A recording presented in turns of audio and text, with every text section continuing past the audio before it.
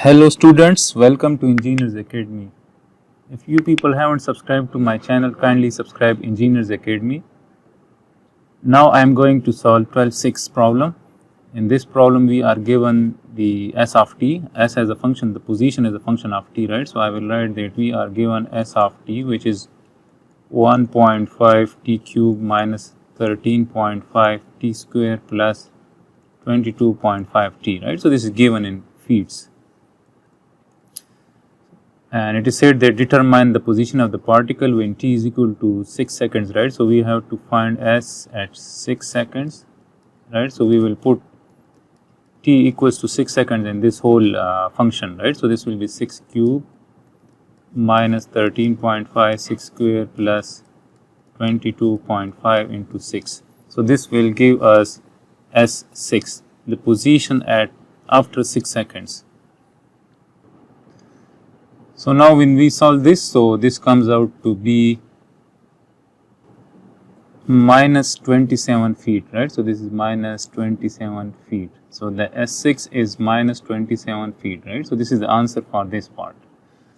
So then we are asked that determine the total distance it travels during the 6 seconds time interval, right? So we have to find the total distance traveled in the interval 6 second time, right? So from t equals to 0, let's say that I will write that t is greater than 0 and 6, right? So for this interval we have to find the total distance traveled by this particle, right?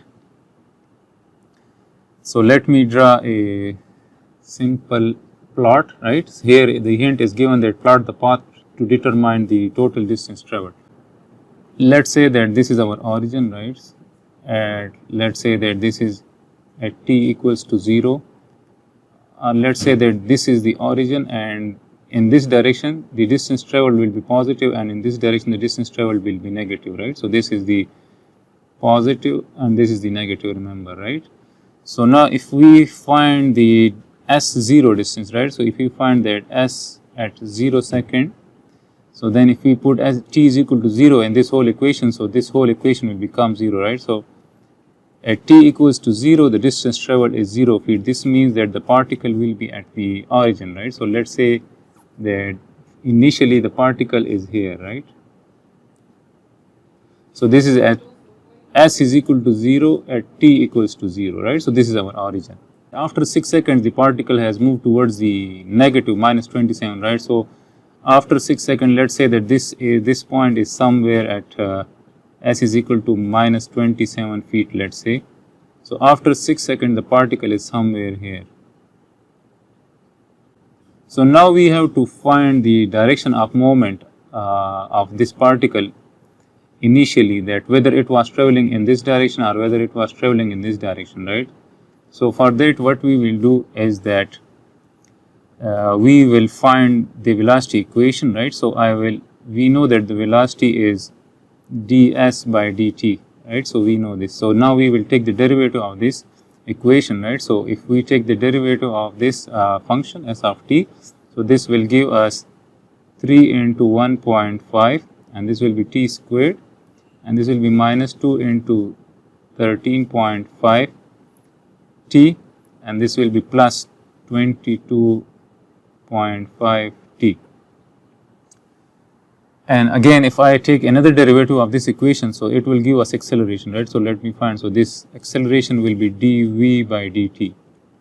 So if we take the derivative of this, so acceleration will be 2 into 3 into 1.5. So I will write that it is 6 into 1.5 t, and this will be minus 2 into 13.5, and this will be 2 into 13.5 only, right? So if the particle is accelerating, deaccelerating, let's say, so then this particle will stop somewhere, right? Either it will stop in this direction, or either it will move and stop in this direction, right? So it will turn towards left, or either this particle will move in this direction, then it will turn toward right. So if it is deaccelerating, so let me find that this is the acceleration equation function. This is a function of acceleration and this is a function of time. So let's say that we want to find the acceleration after 1 second, let's say. So then it will be 6 into 1.5 minus 2 into 13.5, right? So let me calculate this.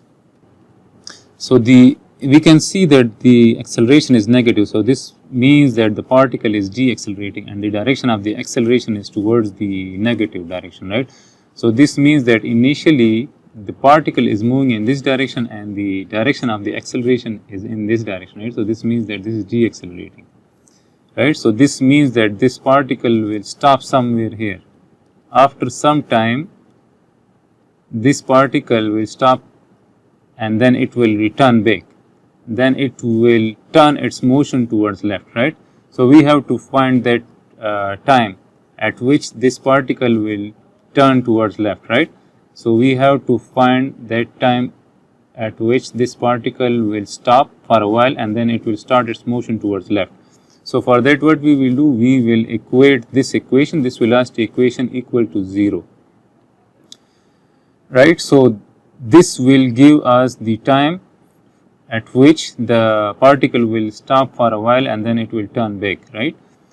So this is a quadratic equation, right? So if we simplify this, so let me simplify this equation first.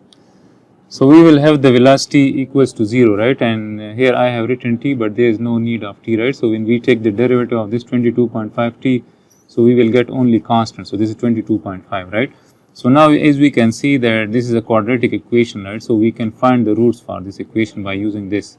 This will be minus b plus minus b square minus 4ac divided by 2a, right? So we know this quadratic formula, or we can calculate the roots of this equation directly by using calculator, right? So if we find the roots of this quadratic equation, so then time comes out to be 1 and 5 seconds, right? So we have, since it's a quadratic equation, so it will have two roots, right? So you people can use this formula.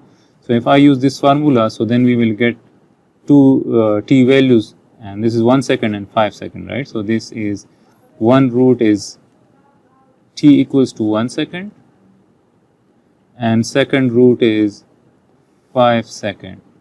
If I find the distance covered at t equals to 1 second, right? So the distance traveled, so we will use this equation, right? So S1, right? So if I write S1, so this means that this is the position after 1 second, right? So now if we use this equation, so then this will be 1.5 into 1 cube minus 13.5 into 1 squared, and this is plus 22.5 into 1. So if we solve this, so then S1 comes out to be plus 10.5 feet, right? So this means that after 1 second, the S1 is 10.5 seconds, and from we got this t is equal to 1 second and this t2 equals to 5 seconds by using this condition that velocity will be equal to 0, right? So this means that at t equals to 1 second, this particle will stop somewhere here and then it will return back, right? So this means that this particle will be traveling like this and then it will return back at this position,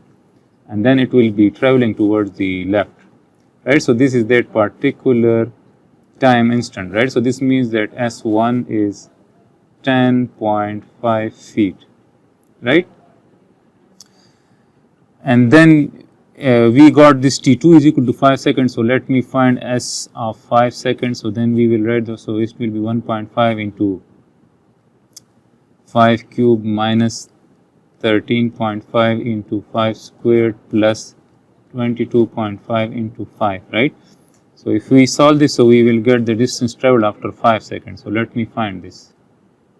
So when we solve this, so after 5 seconds the particle traveled minus 37.5 feet, right? So this means that the particle was traveling towards the left, and then after 5 seconds this particle reached somewhere this point, right? So if we extend this line, right, let me extend this, we extend this line, right? So this is s minus 27 feet, so then minus 37.5 will be somewhere here, right? So this is minus 37.5, so this is S5, right? And this is S6, right? So this is t equals to 6 seconds and this is t equals to 5 seconds, right? So then the particle has reached here,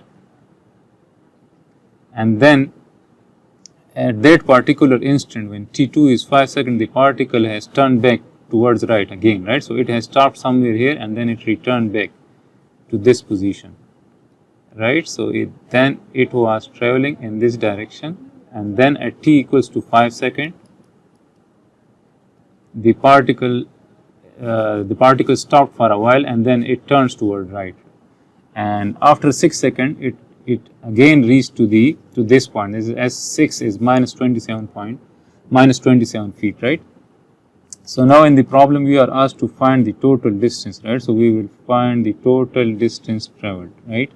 So now as we can see that from here to here the distance is 10.5, right? So this distance from this point to this point in the interval from 0 to 1 second, it has traveled 10.5 feet, right? So we will write 10.5, right? Or we can use the absolute values, right? So we can write that the initial is 0 minus 10.5, and whatever comes we will take the absolute value to find the total distance, right? So this is the total in this interval from 0 to 1 second, the particle has traveled 10.5 feet distance, right? So this will give us minus 10, and if we take the absolute, so this means that this is the distance traveled, right?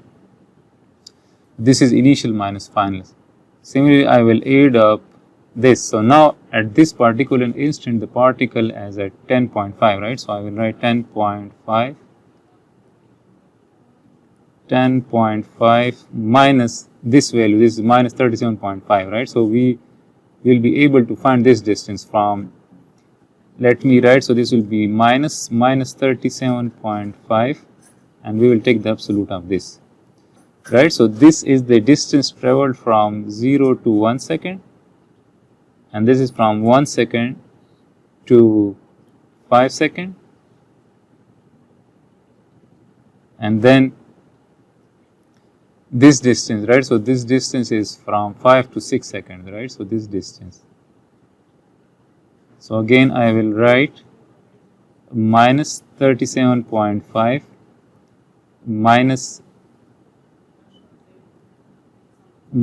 and minus 27, right? And we will take the absolute value, right? So this is obvious. This distance is, again, if we subtract this, the absolute values of this, so 37.5 minus 27, so this is, again, this distance is 10.5 feet, and this is 10.5 feet, right? So now if we solve this, so this is, the absolute value is 10.5 feet, this will give us 48, and this will give us 10.5. So now when we add this, so this will give us the total distance traveled by this particle during the interval from 0 to 6 seconds. So the total distance traveled by this particle in the interval from 0 to 6 seconds is 69 feet, right? So this is the complete solution of this problem.